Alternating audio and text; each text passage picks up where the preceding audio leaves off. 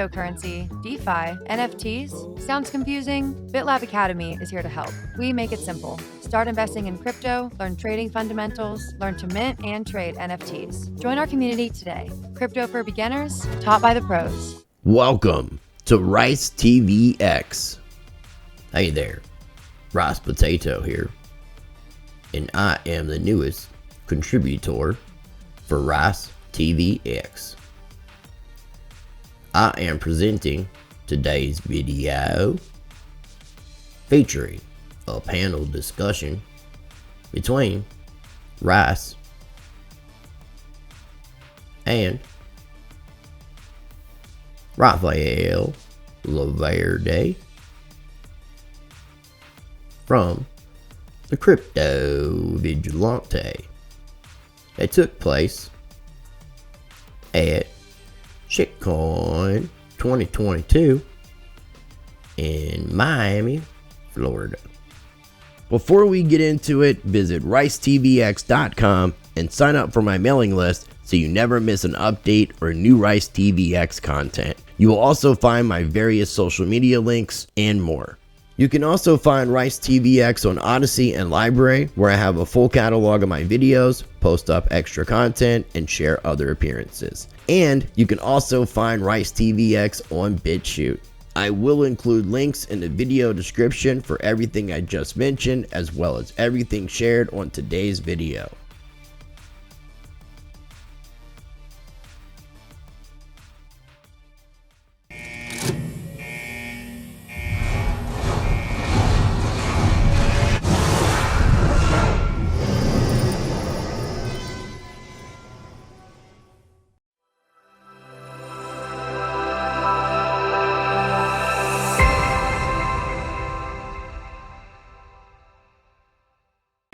Looks like they're here. Ladies and gentlemen, please put your hands together for our two next presenters, Chris Rice and Rafael Laverde. Man, that's a jacket. Don't take it off.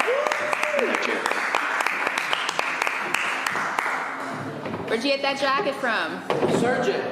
Sergey, nice. Do what you love, artists. Yo, what's up, man? Hey, what's going on, Big? Appreciate everybody. I hope everybody is doing well. My name is Chris Rice, and I am the host of Rice TVX. It used to be called Rice Crypto. Obviously, I'm joined here by Rafael Laverde from Crypto Vigilante. And in case you're unfamiliar with my channel, I would actually encourage people, if you would like to go check out my channel, I just recently interviewed him. And also one of the mysterious anonymous analysts, Mr. A from Crypto Vigilante as well.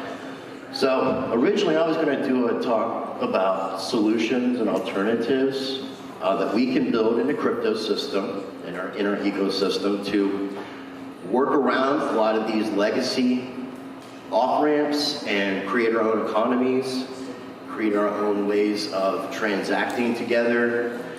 We have CBDCs coming, which is going to be complete tracking and tracing, combination of digital ID.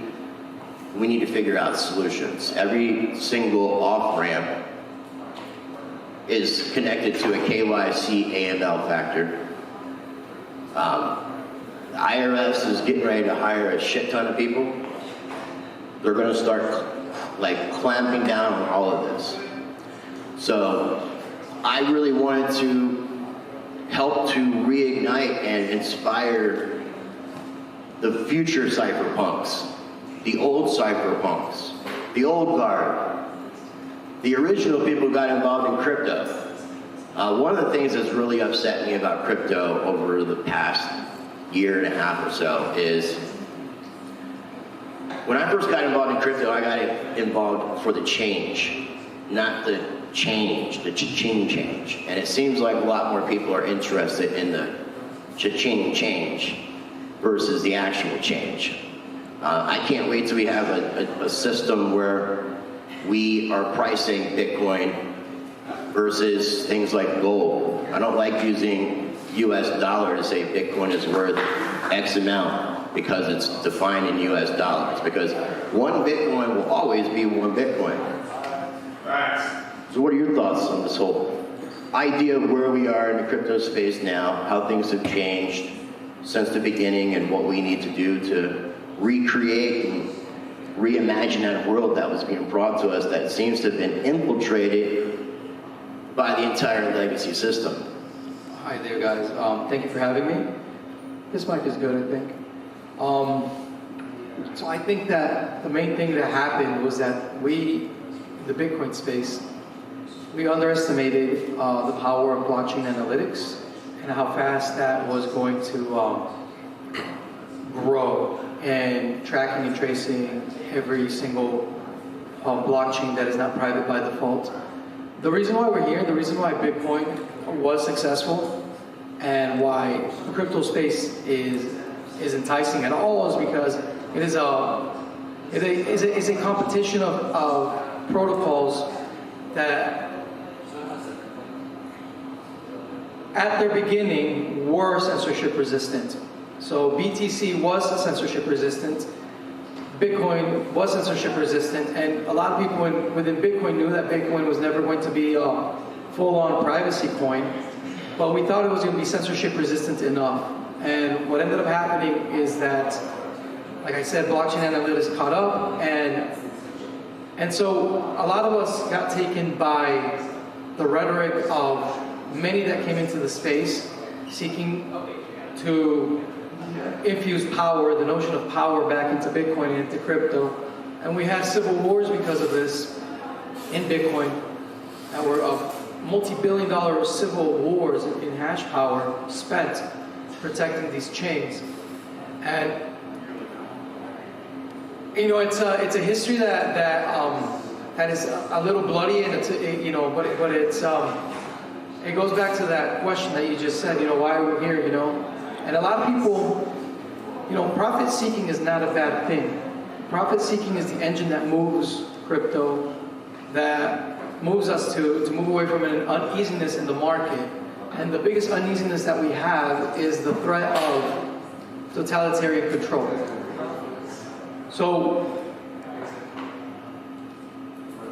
blockchain analytics grew and expanded faster than anything we could have imagined, and those that saw it coming were wise enough to say, you know what, everything that you're doing with Ethereum and Bitcoin, if you truly want to be censorship resistant, you need to start from scratch and do things right and be private at the protocol level.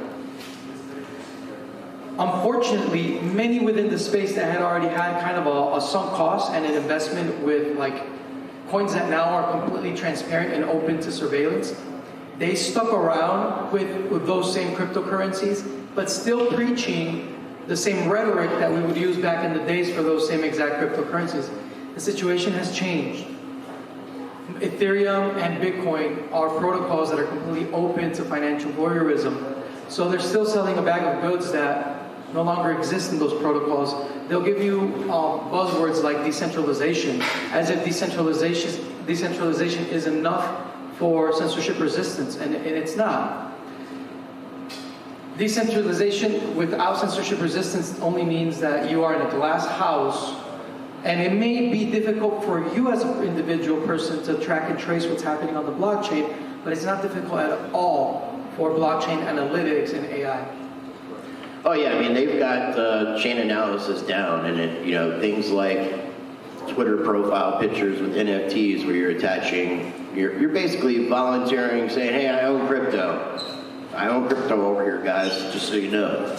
And you're just bringing attention to yourself. When he was talking about the civil wars that took place, combination with Bitcoin Cash and BSV, we cover a lot of that in that interview, so I definitely encourage people to check out the interview that we did. And then another thing is, you brought up decentralization. I mean, this is something that I've been wanting to cover in videos with roundtable conversations, is what is decentralization? What does that actually mean? Because you have projects like Solana that claim to be a decentralized blockchain, but yet they've had to turn their blockchain off at least half a dozen times already. Well, how is that decentralized?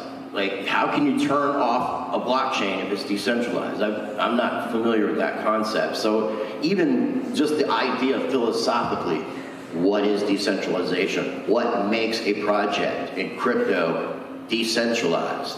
because that doesn't mean the same thing. There's not one definition. It kind of varies per project and how they perceive it. So, I mean, the main thing when you want to look at decentralization, you want to cut through the BS, is look at the governance of a network. At the end of the day, the governance of dispute resolution revolves around a centralized group of developers, like in 99% of cryptocurrencies, and your cryptocurrency is not decentralized. I'm sorry. It's not. They sold you a bag of goods. I see someone raise their hand. Can we take questions maybe like in a little bit? Thanks. So the real question here that people want to talk about by using buzzwords like decentralization is censorship resistance. The way to truly be censorship resistant is to go back to the cypherpunk ethos of the free and open source software, the FOSS ethos, which means that thank you. Now, is this part of the cypherpunk manifesto? Yeah, it's part of the peer review process of the meritocracy of code and peer review, right? Where a true Byzantine fault-tolerant space is one where I don't trust you and you don't trust me, and we shouldn't. Right. And I'm going to verify your work, and you're going to verify my work, and everyone's welcome to verify each other's work. That is really the value behind crypto that is censorship resistant. That is the real value. And so a lot of people kind of forget that, and they want to emphasize how many nodes are in the network, and they focus on that aspect of decentralization, but that really doesn't do anything, guys. It really just tells you that it may be hard for you to figure out who those nodes are, but it's not for blockchain analytics anymore, I'm sorry. You have to build right. And the protocols that we see now coming out, and what we are referring to as real cryptocurrency are cryptocurrency that are private by default. And a lot of people here are lovers of Ethereum and EOS and ethos and a lot of smart contract protocols. I would love to invite you guys to check out Dero, D-E-R-O. They are a very interesting project in that they're a privacy smart contract protocol. The big issue here has to do with dispute resolution. Where does the dispute resolution lie when you go into business with someone?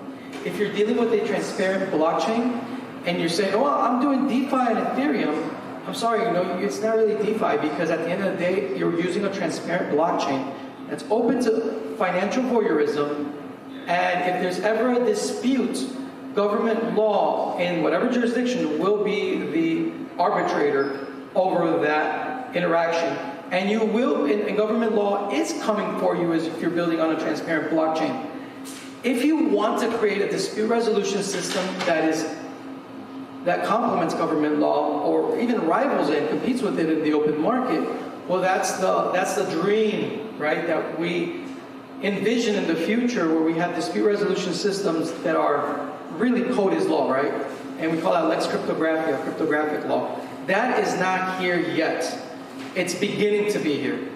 And we see it with Havana Desk, BISC, Local Monero, Agora Desk, where we have systems of escrow and assurance contracts already in place that are beautiful creations that show us how people can interact peacefully without the need of any third-party centralized authority, where we can pick and choose within a market of arbitrators of who's going to enforce the contract. So it's happening, and Dero, D-E-R-O, is a good place to research and look into, because it's the first smart contract platform on the planet that really offers us the opportunity to create a decentralized autonomous organization, real censorship-resistant DAOs, and real censorship-resistant DeFi. Now, Raphael mentioned the idea of privacy by default. And we think about privacy coins like Dero, Pirate Chain, Monero, Zcash, things to that effect. If you notice, exchanges have a problem with these type of coins. You're seeing a lot of delisting, you're seeing some exchanges not even list some of these coins. So that should show you the threat that these privacy coins have to the system. Because every other cryptocurrency is pretty much on these exchanges, even all these crappy Inu projects, you know, the kitty Inus and all these other Inus, there's all these other projects, but you don't see the privacy coins there. And all of these exchanges have to attach themselves to the banking system. They have to be compliant with everything that's going on with the various governances of the world. So that should point out the fact that privacy coins are our way in the future, because this is a threat to the system, 100% in my opinion. Yeah, KYC exchanges really violate the principle of person to person. You know, so we don't have these technologies to be person to KYC to person. And unfortunately, that was the easy way. It's like, you know, it's like Satoshi gave us a beautiful, healthy meal, and everybody just went for the Coke instead. You know, it's sad, but when will people stop chasing fiat, really, and really start building crypto the way it's supposed to be? And that's happening now, because people do care. And we're having this conversation. And that's why I wanted to have this conversation. And the exchanges are coming, exchanges that are decentralized, that are censorship resistant. A great example of this is one of the first Bitcoin wallets in the space, which was Airbit's announced Edge. And they're a non-custodial exchange. I don't do affiliate marketing. Edge. Yeah. I look. I was wearing an Edge shirt yesterday that run the BTC.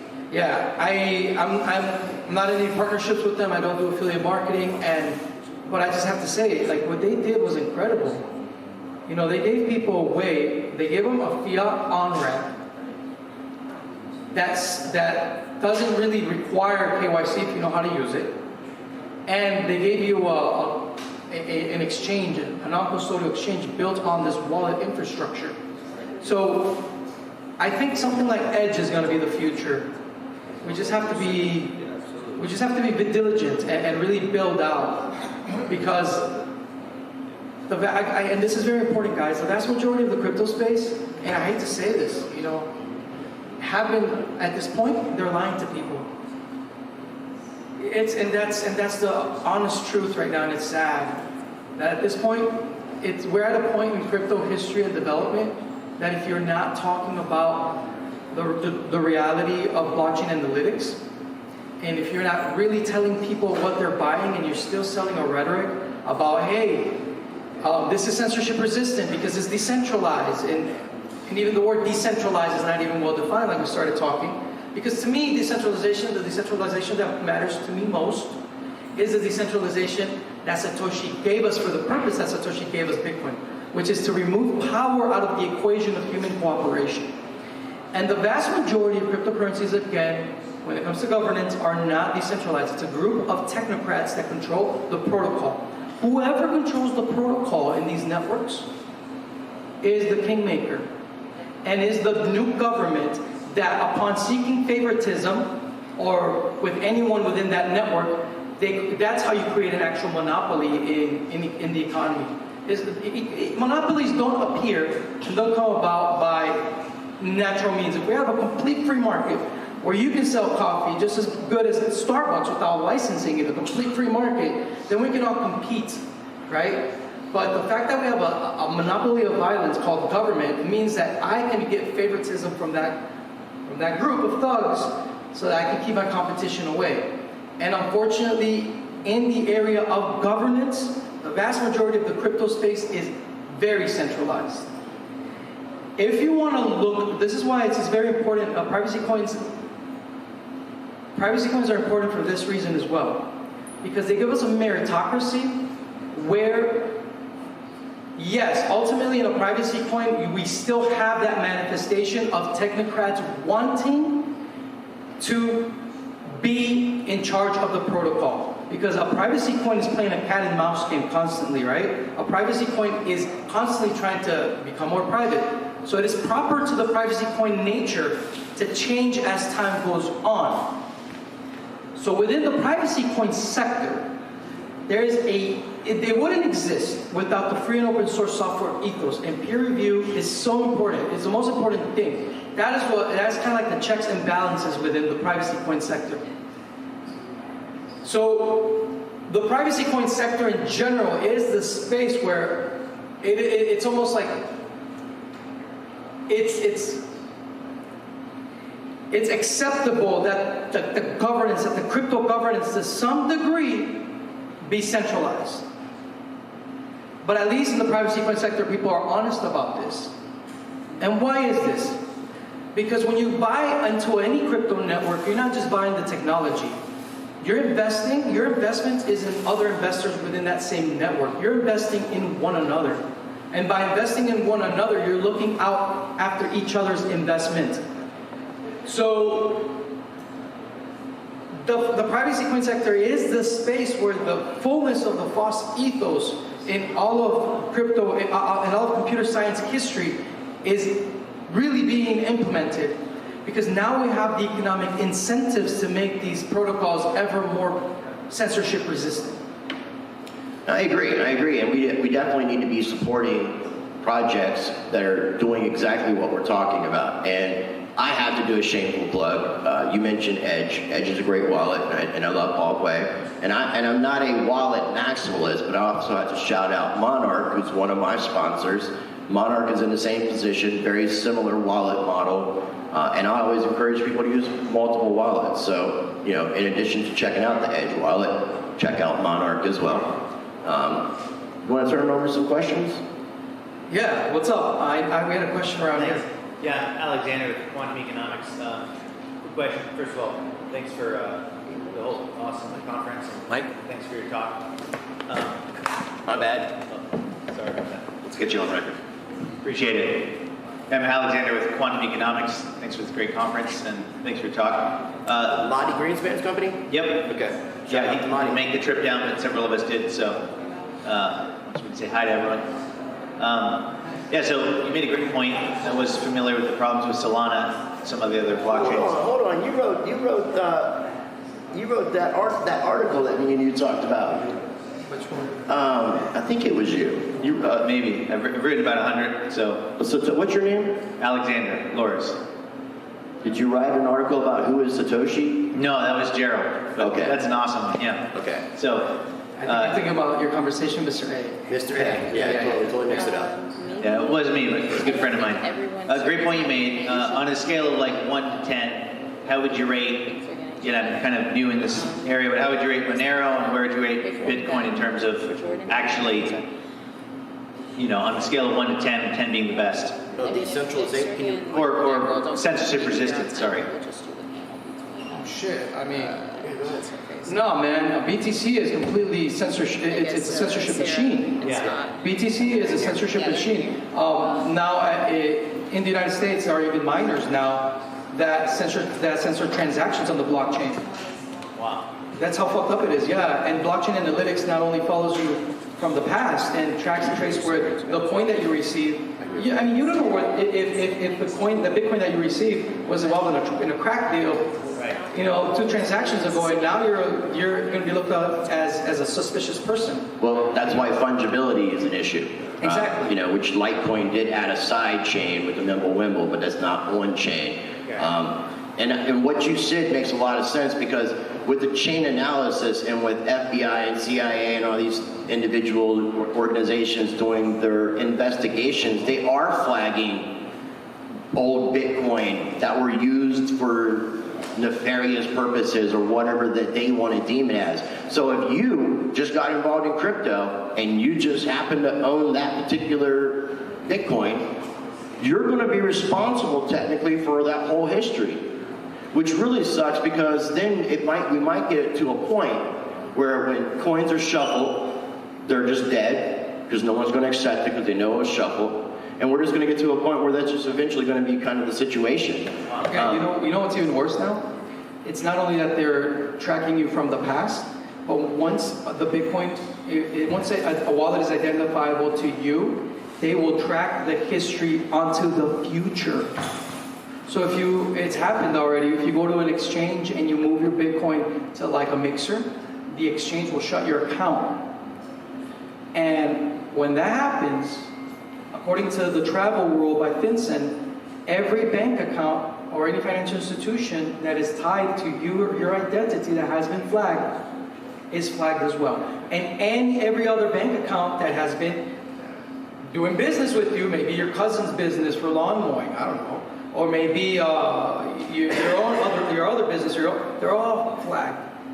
It just spreads like wildfire. You know, another thing too that I found out recently is KuCoin is an exchange that doesn't really require KYC unless you get to a certain point, kind of how Binance used to do things.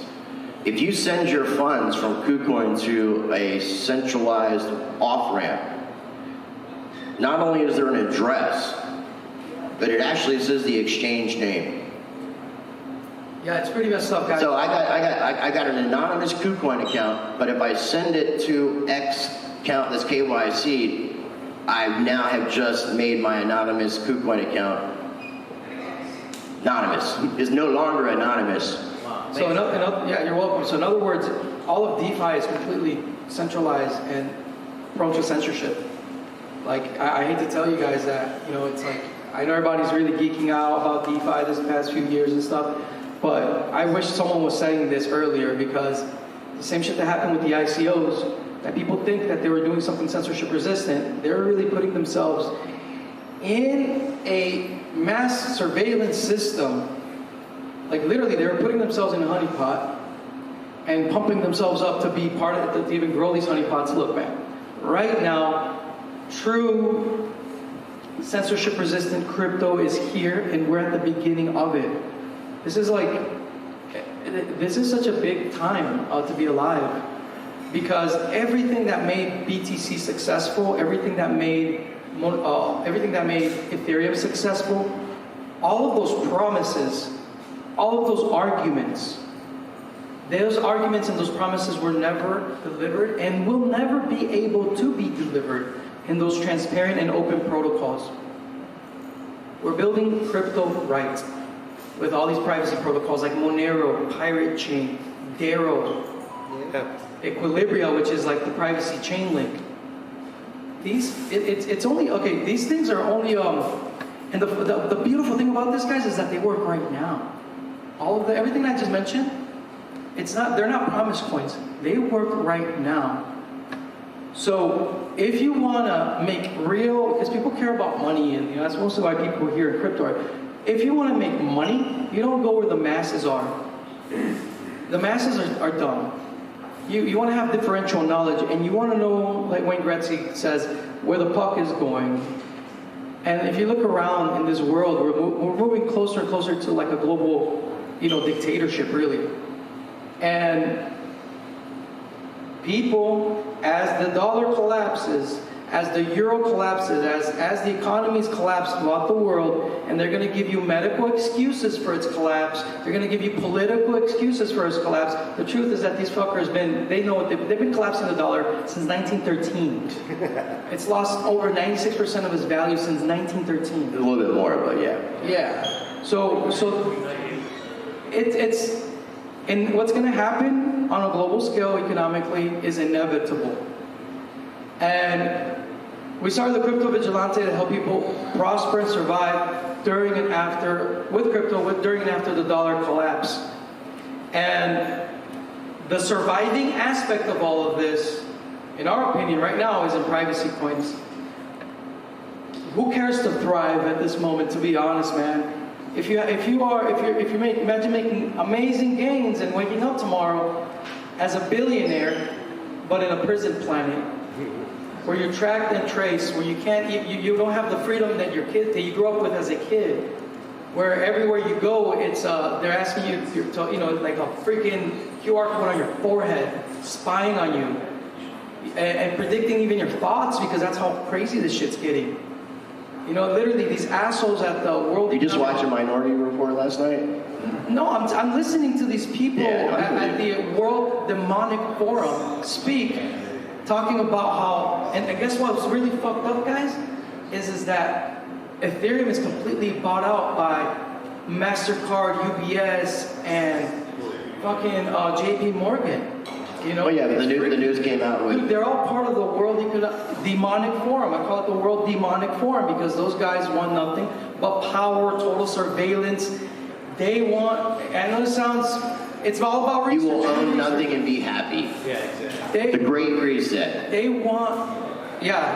completely want to enslave everybody, guys. And that reset includes the crash of the dollar, which is the world reserve currency, which crashes all the rest of it so they can reset it. Henceforth, a great reset. Look, guys, since the 70s, when cypherpunks were sending code across the ocean on actual books, because that's how they started. They would share code with each other, open source code, on books.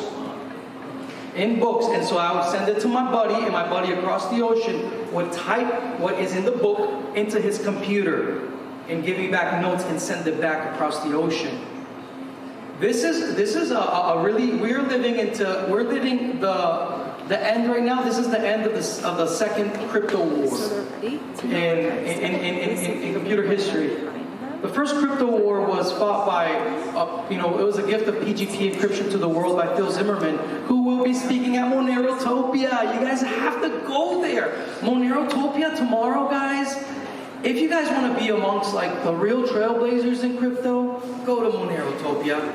Monerotopia.com. Yeah, go to Guns and Bitcoin, coming up on the 9th and 10th as well. That's going to be a badass dude, that is powerful shit, guys. You guys want to make money in crypto? Because I know a lot of people here, like, we're here for capitalize. If you manage a family office, guys, you will not share the secret sauce of the investment and the allocation of your capital with the world. And if you're using Ethereum or Bitcoin, you're butt naked to online surveillance. You're giving away the secret sauce of your investment portfolio.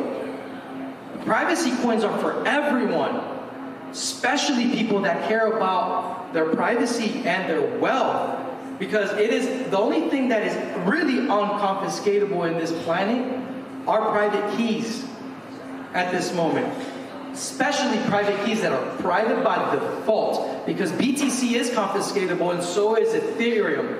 If we really want to create a new world, we need to build it right, guys. And again, the vast majority of the crypto space, and I hate to say this, man, I really do, but it removes with lies. It's just, there's lies everywhere, guys, so be very careful. Be very careful. I think we might have time for one more question if anybody has a question. You want to? Thank you, Alex. Question? We'll do two. We got him and then this gentleman over here. I have a follow-up question to what you said. You said BTC is confiscatable. I'm trying to understand that a little bit more. Is that more in line of what you were saying, how they can correlate who you are as a user and basically, blackball you from different protocols? Yeah. Or how is it confiscatable and Monero's not if they all work with private keys? I'm not asking a question, I'm trying to understand. Every time you transact with anyone with Bitcoin, you are giving them a copy into they can see everything that you've done in Bitcoin. That's connected to that wallet that you send money from. So it's completely open to surveillance. It's just, I don't know if you know this, but I mean, it's completely, have you ever used a Block Explorer? Okay, you were pinged. That moment you used a Block Explorer, you gave up your location and the ISP that you used they say this ISP is somehow, this IP address, this computer is somehow connected to this wallet, and this wallet has this amount of Bitcoin in it. You're being tracked and traced all the time now, dude. It's ridiculous. Yeah. The other thing, and I can't really point out like a specific case, but I've read about multiple situations where people were arrested, being held for like federal type crimes, not just in the United States. We're not talking about misdemeanor stuff, where they're ordering in court to hand over the private keys. So that's the confiscation. And now that could work with Monero too. So I mean, if a court's ordering you to do this, you've got an issue. Because unfortunately we have a legal system that controls the world. So, and what he said is right, you have to be stoic about this. Government exists, guys, and the law exists. if you're messing with a surveillance coin, like Bitcoin and Ethereum, be honest about it to yourself and to others around you, and really know that the ultimate dispute resolution is government law. And if you're smart, you can use that to your advantage for your business, because government law, in its sense, is the most sophisticated means of resolving disputes on the planet right now. I'm sorry, it just is. At the end of the day, we still kind of have a free market law where we can even do jurisdictional arbitrage in business, as people do, you know. But another example of Bitcoin being confiscated, look at what happened with Canada and the truckers, right? You know, everyone was silenced. The whole thing was to silence opposition to the regime.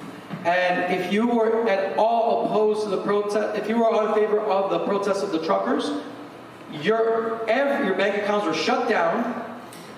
And at that moment, people were like, fuck, now they're tracking me through my Facebook or Twitter for my pro stance on this issue. And so now they have to they erase all of their propaganda, all of their personal opinions about issues on the internet. They silence people on the internet. That was the whole point. Self-censorship, because, yeah. And they knew how much Bitcoin was sent to the truckers when they confiscated it. If they would have sent Monero, they would not have known even if Monero was sent to anyone. And even if they would have gotten an inkling that, hey, the truckers have a Monero wallet, they would not ever have known how much Monero is in that wallet. Yeah, is we on? Okay. First, Rice, appreciate you guys getting the message out. I'm on board with what you guys are saying, but I have a question regarding, you mentioned Rice Zcash. You know, I study this stuff as well, and I kind of see the central bank digital currencies going to go that direction of like an on and off switch of privacy, really, to get people in. Granted, it could be speculation, but I kind of see that happening. And you mentioned it, Raphael, about privacy by default. I'm just wondering, can you expand further on sort of Zcash's on and off technology versus the private by default of Monero? I want to answer one part of it, and what it is with the CBDCs. Something that just got introduced in legislation is something called eCash.